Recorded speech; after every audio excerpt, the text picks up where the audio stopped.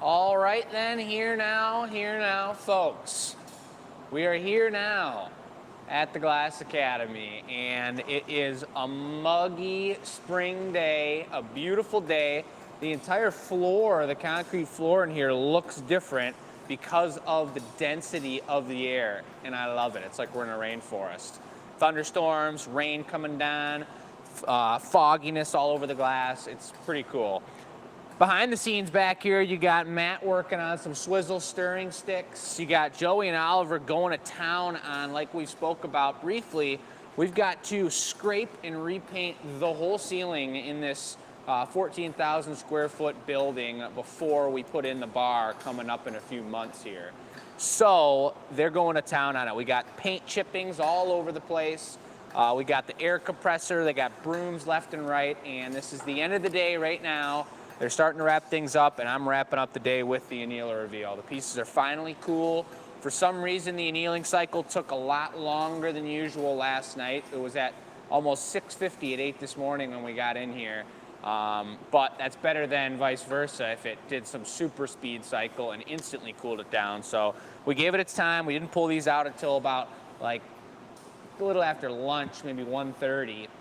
And they're out now. Every single piece made it from this goblet show, and it's not from a lack of making them crazy. We have some crazy pieces. This is pretty radical right here, and a couple of them are still for sale. We probably have the most expensive and nicest giveaway we've done this year on this show, so if you haven't entered to win by sending your stuff to enews@glassacademy.com. That's how you win. The question of the week was, what's the most unique blown glass piece you've seen being made or owned?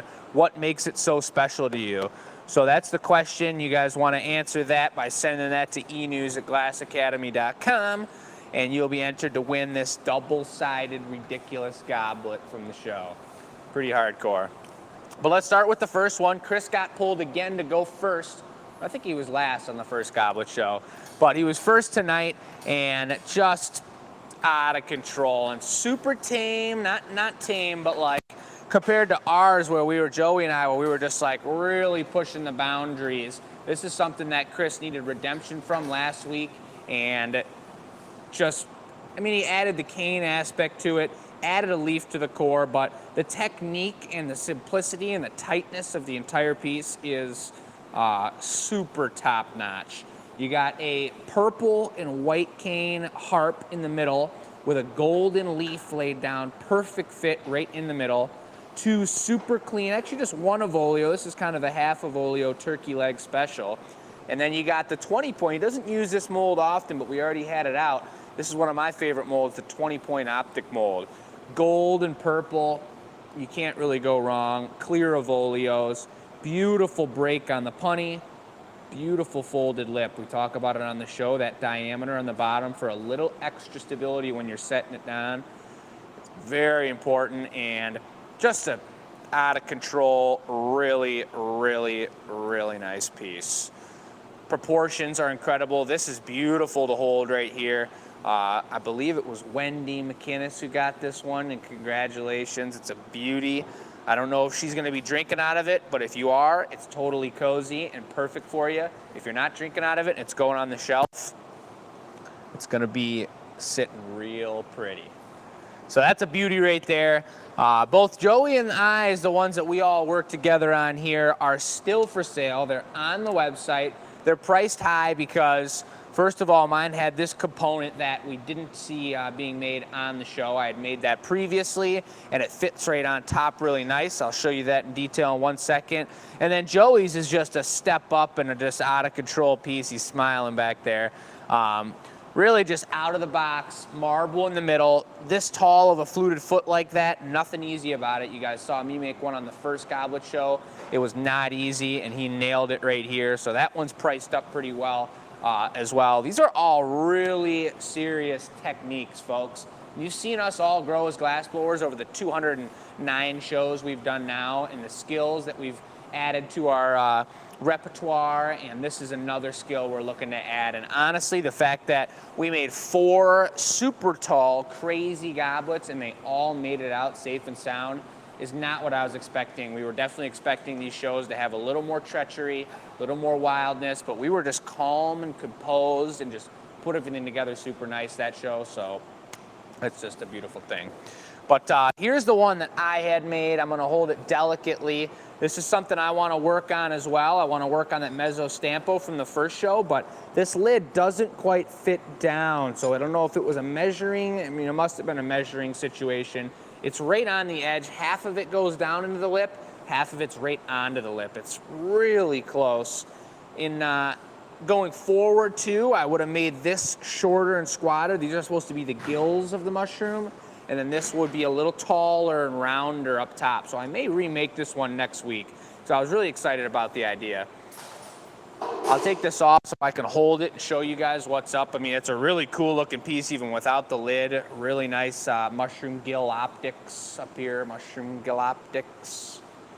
And then the new technique I've been working with here, fritting the stem. I love it so much. And it's either I'm gonna remake this next month, or I'm just gonna make a set of super traditional, clean goblets with this stem, a normal, beautiful, and actually that's exactly what I'm gonna do, because my new roommate is a huge wine drinker and we need some functional goblets at home. So I'm gonna make 2 goblets with frit stems and a beautiful situation up top. That's the plan. I love this, and I'm glad I redid it because it's still too thick for me down here. You guys can see how it's got that sharp edge on it. I'd like it to be a little smoother and fill out that whole bottom area with color a little bit more. So I'm gonna go paper thin on the next one, a little smaller on the Evolio. The foot is the perfect size, beautiful fold on it to match the top up here, and it's just really, really sweet. Super excited about it, and I love the way the color combines. It comes down there in the middle on this one. Super tasty. So that's amazing. That one's still for sale on the website. You guys can check it out on the Gathering Point page right there. Little lid on it, slide it back over. That's a pretty unique piece. We haven't done something like that at all in here. Then we're getting into Joey's piece here. Look at this son of a gun. Matching foot, matching top, beautiful break off in the punning on the inside, and the texture of this white on here is super cool, and the way it's stuck just to the ribs here looks super nice. Transparency still in the glass, beautiful purple, and then the opaque white matching the bottom. I mean, and then it's the exact same colors as the marble on the inside, and that marble just turned out amazing too. Perfectly round, beautiful connection on the bottom here. And then I think my favorite part of the whole piece, I mean, the proportions are super. It's a huge piece. If it was shrunk down 30%, it would be still proportionally perfect and be like a regular functional goblet. But this is like a chalice of like ceremonial situations. My favorite part is the way that this lip scallops out here on top. Makes it super royal looking, super beautiful flow. Everything's thin, everything's strong, except for, of course, the paperweight. But this is something that you'd be drinking out of in Game of Thrones, or some kind of crazy, like, just Queen's chalice. That guy's still available on the website. These ones are all going to be hand-signed, you guys. We're not going to put the GA stamp on a super paper-thin foot like that, so just super cool. These are going to be rare, collectible pieces, and we're happy to do this once a month. It's getting us going, pushing the limits, giving you guys a chance to see something totally different from what we normally do in the gallery. And then, of course, you got the giveaway. This was a collaboration between all 3 of us. Joey capped a bubble right in between those 4 pieces of cane, and then Chris and I matched identical cup tops, and they are pretty darn close to identical. I'll hold it like this, and as I'm asking, can anybody tell whose is whose? Any guesses? I'll look through the comments after the fact, and we'll talk about it on Tuesday as well when we give this piece away next week. This is going to be one of the nicer giveaways in a long time. I know which one's mine. It's a hard time not to remember what piece is yours when you're making it by hand. So I won't tell you which one's which. This is the facing way. I know which side mine is on right now. Put your guesses in. We'll talk about it next week. That's it, folks. It's a beautiful day. I'm actually off to the Pistons game right now. We're setting up a Glass Academy product table at the Pistons game. That came from that 313 grant money back in the day, and we built a relationship up with the guy that runs the facility there. So I'm going down there and unloading a bunch of products and going to sit through the game and try and get some new customers and just hang out and see what the deal is. So if you guys are going to the game, that'd be crazy, but you're not going to see this till tomorrow, so you'll have no idea if I'm there or not. We'll see you then. Yeah, wish us luck. Looking forward to talking to you guys on Sunday morning experimental show. We got something beautiful queued up for you. And shouts out to our VIPs. You guys got first pick Tuesday on the show for all those new products. We appreciate you guys for $4.99 a month.